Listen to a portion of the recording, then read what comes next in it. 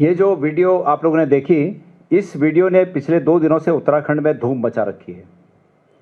आप लोग को इस वीडियो में जो कहते हुए जो कह रही हैं, ये स्वयं को सुरेश राठौर, जो कि भारतीय जनता पार्टी के पूर्व में विधायक थे, उनकी पत्नी के रूप में ये अपना परिचय देती हैं और ये कहती हैं कि सुरेश राठौर जी के ऑडियो रिकॉर्डिंग इनके पास हैं, जो वो भी सोशल मीडिया में है, लेकिन वो बहुत ही इस तरह के हैं कि हम उनको यहाँ पर नहीं दिखा सकते हैं। हम कांग्रेस के इस प्लेटफॉर्म का उपयोग उस तरह की हल्की बातों के लिए यहाँ पर नहीं करना चाहते जो इन दोनों के बीच की बातें हैं, और सामाजिक रूप में उसको दिखाना भी बहुत बड़ा दिल चाहिए उसके लिए।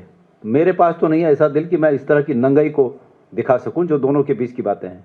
लेकिन उस बातचीत में ये है कि सुरेश राठौर जी ये कह रहे हैं कि अंकिता भंडारी हत्याकांड में अंकिता की जो हत्या हुई, वो हत्या इसलिए हुई कि उसके ऊपर दबाव बनाया जा रहा था इन शख्स के लिए, जिनका नाम अभी इस मैडम ने लिया, गौतम।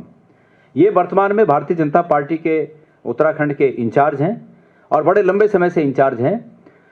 तो जो नारा था कि बेटी बचाओ बेटी पढ़ाओ, असलियत में भारतीय जनता पार्टी की नियति इस रूप में सामने आई कि भारतीय जनता पार्टी की हकीकत क्या है बेटियों के प्रति।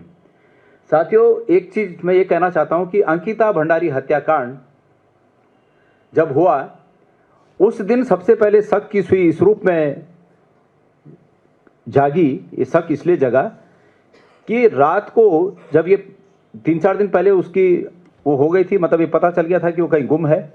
फिर जब उसकी बॉडी मिली तो उससे पहले ही उस कमरे को, जिस कमरे में होटल के जिस कमरे में वो रेसिडेंस के रूप में उपयोग करती थी, होटल मालिक ने जो कमरा उसे दे रखा था, उस कमरे को बुलडोजर से तोड़ा गया। बुलडोजर से तोड़ने के बाद उस कमरे के जो बिस्तर थे उस कमरे में, उन बिस्तरों को जलाने की कोशिश हुई। वो अधजले जो बचे उनको स्विमिंग पूल में डाल दिया गया। तो निश्चित रूप में ये शक प्रतीत हुआ कि ये सबूतों को मिटाने की कोशिश है। उस समय मैं स्वयं हमारे अन्य साथियों के साथ, कांग्रेस के अन्य साथियों के साथ मैं वहां गया और जब मैंने पूरी हकीकत देखी तो मुझे ये शक हुआ कि जो सुबह से सोशल मीडिया में चल रहा है कि मुख्यमंत्री धामी अपने को वो बता रहे हैं, मतलब धाकड़ बता रहे हैं। कोई हनुमान बोल रहा था, कोई कुछ बोल रहा था, कोई कुछ बोल रहा था कि इनके पास इतनी ताकत है कि इन्होंने ऐसे होटल को तोड़ दिया जिस होटल में कांड हुआ।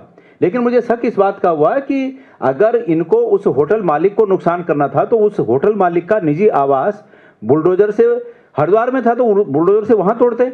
उस होटल के उस कमरे को तोड़ने का क्या औचित्य था? तो मुझे शक हुआ कि ये सबूतों को मिटाने की साजिश है और निश्चित रूप में आखिरकार वही सच निकला।